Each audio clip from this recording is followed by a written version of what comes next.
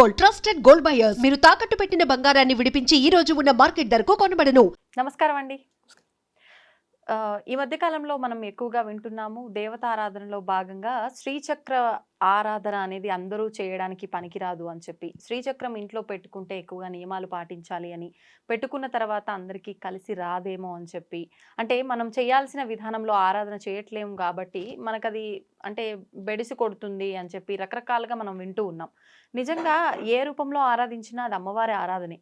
నిజంగా ఇలాంటి దుష్ఫలితాలన్నీ వస్తాయంటారా? శ్రీచక్రం ఇంట్లో పెట్టుకుంటే అందరూ ఆరాధించకూడదంటారా? ఇంకో మాట చెప్పమంటారా? మీరు శ్రీచక్రం అన్నారు కదా, మీ శరీరమే శ్రీచక్రం, అటు బయటికి వెళ్ళిపోండి ఇంట్లోంచి. అంతే అంటారు. శ్రీచక్రం అనేది మనం చెప్పుకుందాం, కాకపోతే ఎందుకు చెప్తున్నానంటే ఈ శరీరమే శ్రీచక్రం ఒకటి. రెండవది ఏమిటంటే శ్రీమన్నగరము, శ్రీమన్నగర నాయిక అమ్మవారిని 56వ నామంలో, లలితా సహస్రనామంలో శ్రీమన్నగర నాయిక అన్నాం. కొందరు అనుకోవచ్చు ఇదేమిట్రా శ్రీచక్రం అంటే ఇది చెప్తున్నాడు ఏమిట్రా అని అనుకోవచ్చు. కాదు, నేను ఒక పద్ధతిలో వస్తున్నా, ఇలా చెప్పాలని నాకు అనిపించింది చెప్తున్నా. మన శరీరమే శ్రీచక్రము అంటే శ్రీచక్రం ఇంట్లో పెట్టుకోవచ్చా, ఇంట్లో పెట్టుకోకూడదా అంటే ఎన్ని శ్రీచక్రాలు అలా బయటికి వెళ్ళిపోతాయి, అది ఒకటి. తర్వాత శ్రీమన్నగరము, అమ్మవారే శ్రీమన్నగరం అంటే అమ్మవారే, అమ్మవారు ఎక్కడ ఉంటే అక్కడే, అమ్మవారు ఉన్న ప్రదేశమే శ్రీమన్నగరం. ఈ శ్రీచక్రం ఈ శరీరంలో ఉంది కనుక ఈ శరీరమే శ్రీచక్రము, ఎందుకంటే ఒక పరమాత్మ రూపంలో ఉంది కనుక శ్రీచక్రము, ఈ శరీరమే శ్రీచక్రము. అంటే ఇది ఒక ఇది నేను ఇంకొక వేరే చెప్తున్నాను. అద్వైతం అంటే అద్వైతమే మరి ఇది. ఇదేంటి నేను అద్వైతం చెప్తున్నానండి, అర్థమైంది కదా. ఇప్పుడు ఏంటంటే శ్రీచక్రము అంటే ఇది మనం చెప్పుకుంటున్నాం, కాకపోతే అమ్మవారు ఎక్కడ ఉందో అదే శ్రీచక్రము. కానీ మనకి చెప్పినది ఏమిటంటే శరీరమే శ్రీచక్రం అనేది ఎందుకో తర్వాత చెప్తా. ఎన్నో యంత్రాలు ఉన్నాయి, ప్రతి దేవతకు ఒక యంత్రం ఉంది, కానీ ఇది యంత్రరాజం, శ్రీచక్ర యంత్రరాజము అని కూడా అంటారు. అంటే అన్ని యంత్రాల కన్నా ఇది గొప్ప యంత్రము. ఈ గొప్ప యంత్రంలో 9 ఆవరణలు ఉన్నాయి అన్నారు. 9 ఆవరణలో 9వ ఆవరణలో త్రికోణం రూపంలో ఉంది అమ్మవారు, మధ్యన బిందు రూపంలో పరమేశ్వరుడు ఉన్నాడు. ఆ పరమేశ్వరుని చెంత ఉంది కనుక ఆ త్రికోణ రూపంలో ఉన్న ఈ మొత్తం ఇది 9 ఆవరణలు కలిసి శ్రీచక్రము. ఈ శ్రీచక్రాన్ని మామూలుగా మేరు ప్రస్థారము అని ఒకటి ఉంది, భూప్రస్థారం, మేరు ప్రస్థారం. భూప్రస్థారం అంటే ఏంటి, మామూలుగా ఒక ప్రింట్, ఒక రేఖాచిత్రం. ఆ రేఖాచిత్రం అదేమిటి 5 త్రిభుజాలు నిమ్నంగాను 4 త్రిభుజాలు ఊర్ధ్వంగాను ఉంటాయి. అంటే ఏంటి, పరమాత్మ అంటే పరమేశ్వరుడు పరమేశ్వరి శివశక్త్యైక్యమైనది శ్రీచక్రం. ఇందులో అమ్మవారి జ్యోతి స్వరూపంగా ఉంటే శ్రీచక్రంలో గల ఆవరణలో ఒక్కొక్క ఆవరణలోనూ యోగిని దేవతలు ఉన్నారు.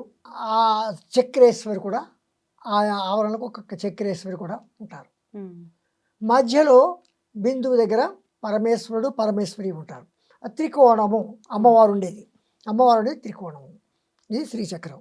దీన్ని మేరు ప్రస్థారం, భూప్రస్థారం 2 రకాలుగా ఉన్నాయి. భూప్రస్థారం అంటే మనం అనుకున్నామంటే ఇందులో ఇక్కడ ఖడ్గమాలలో మనం ఈ శ్రీచక్రాన్ని 9 ఆవరణలుగా చెప్పుకుంటాం. 9 ఆవరణలోనూ మొదటిది భూప్రస్థారం. భూప్రస్థారం అంటే భూపురం 1, భూపురం 2, భూప్రస్థారం కాదు, త్రైలోక్య మోహన చక్రం. భూప్రస్థారం అది భూపురం 1, భూపురం 2, భూపురం 3 అన్నాం. తర్వాత సర్వాస పరిపూర్ణ చక్రం అన్నాం. ఇలాగ 9 ఆవరణలో ఒక్కొక్క ఆవరణ పేరు చెప్పుకుంటూ వస్తున్నాం. ఒక్కొక్క ఆవరణలోనూ ఒక్కొక్క యోగిని దేవత ఉంటుంది, ఒక్కొక్క చక్రేశ్వరి ఉంటుంది. అది ఎందుకంటే నవావరణ పూజ చేసుకున్నప్పుడు ఆ రకంగాను ఖడ్గమాల దీంట్లో ఇంతకుముందు ఒకసారి ఖడ్గమాల గురించి మనం చెప్పుకున్నాం. ఆ ఖడ్గమాల స్తోత్రం కానీ ఖడ్గమాల మనం చూస్తూ స్తోత్రం చేయడం కానీ ఇలా చేసేటప్పుడు మనకి ఇక్కడ ప్రతి ఆవరణకు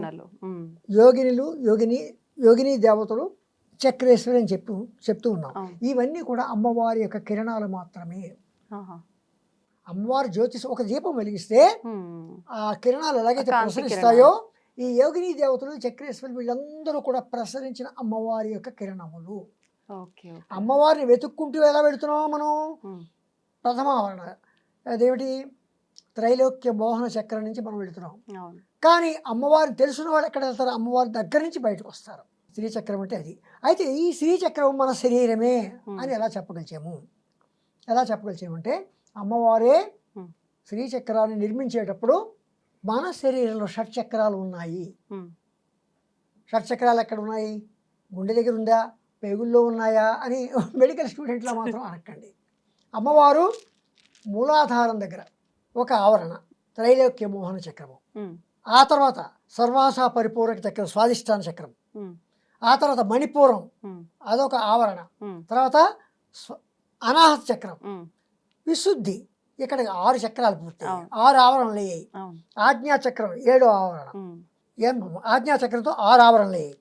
ఇక్కడ 6 ఆవరణలు ఇక్కడి నుంచి ద్వాదశాంతము, బ్రహ్మరంధ్రము, సహస్రారము, ఇవి 3. ఇవి 6 ఇక్కడ మూలాధారము, స్వాదిష్టానము, మణిపూరము, అనాహతము, విశుద్ధి, ఆజ్ఞ, తర్వాత ద్వాదశాంతము, తర్వాత బ్రహ్మరంధ్రము, మూలాధారము. ఇవి 9 అమ్మవారే సృష్టించింది. శ్రీచక్రాన్ని తన యొక్క శరీరం ఈ భాగాలతో శ్రీచక్రాన్ని నిర్మించింది. అది శ్రీచక్రం. కనుక మనం ఇలాగా కూర్చుంటే ఒక పిరమిడ్ ఆకారంలో కూర్చుంటే మన శరీరమే ఒక శ్రీచక్రము. కనుక శ్రీచక్రం అంటే మనమే. మీకు అర్థమైంది కదండి? అందుచేతను శ్రీచక్రం అంటే ఏమిటి అంటే మామూలుగా అలాగా. కానీ మనం ఆరాధించేటప్పుడు భూప్రస్థారము, మేరు ప్రస్థారము. మేరు ప్రస్థారం ఏంటంటే ఇలాగా 3D ఫార్మాట్లో ఉంటుంది. అంటే ఒక గుడి గోపురం గోపురంలో ఉండి ఒక ఆవరణ పైన ఉండి చివరిలో బిందువు ఉంటుంది. ఇవి 9. పైన బిందువులో అమ్మవారు అయ్యవారు ఉంటుంటారు. ఆ త్రికోణమే అమ్మవారి యొక్క స్వరూపము. అది మరి అయితే ఇప్పుడు మనం ఆ మేరు పర్వతం లాగా ఉన్నదాన్ని ఆరాధించాలా? మీరన్న ప్రింట్ రూపంలో ఉన్నదాన్ని మేరు ప్రస్థానం ఆరాధించాలంటే నిష్ఠా నియమాలు చాలా ఉండాలి. ముఖ్యంగా అంటే ఎటువంటి నియమాలు ఉండాలి? ఎటువంటి నియమాలంటే మామూలుగా చెప్పాలంటే మడి ఆచారంగా ఉన్న శుచి శుభ్రతలతో ఉండాలి. తర్వాత కొంత ఉపదేశాలు కూడా కావాలి. తర్వాత వాటికి నైవేద్యాలు పెట్టే విధానం కావాలి. అదంతా మనకు తెలియాలి. అంటే నిత్యం నైవేద్యం నివేదన చేయాలి. నైవేద్యం పెట్టవలసిందే. మంత్రోపాసన తీసుకుని మంత్ర రూపంలో వాళ్ళు లేదా శ్రీ విద్యోపాసకులు అటువంటి వారు, లేదా ఇంకా మడి ఆచారం పాటిస్తున్నాం మేము శ్రీచక్రాన్ని పూజించుకుంటాము అంటే నిత్య నైవేద్యం మాత్రం ఉండాలి. శ్రీచక్రానికి మనం నైవేద్యం పెట్టాలి. దీనికి ఏవో ఉన్నాయా ప్రత్యామ్నాయాలు ఉన్నాయి. మనం ఏదైనా ఊరు వెళ్తా ఉండంటే బియ్యంలో పెట్టండి, లేదా దర్భల్లో పెట్టండి, ధాన్యంలో పెట్టండి అంటుంటారు. అవి కొంచెంసేపు విడిచిపెట్టాలి. నిత్యము నైవేద్యం మాత్రం ఉండాలి. మనం ఉపాసన తీసుకుంటే వీలైనంత వరకు నవావరణార్చనలు అలాంటివి తెలుసుంటే నిష్ఠా నియమాలు మాత్రం బాగా పాటించాలి. పాటించని పక్షంలో దోషం ఏమైనా వస్తే తప్పదు. ఎటువంటి ఇబ్బందులు వస్తాయి? ఇబ్బందులు ఏమైనా వస్తాయి. ఇబ్బందులు వస్తాయి.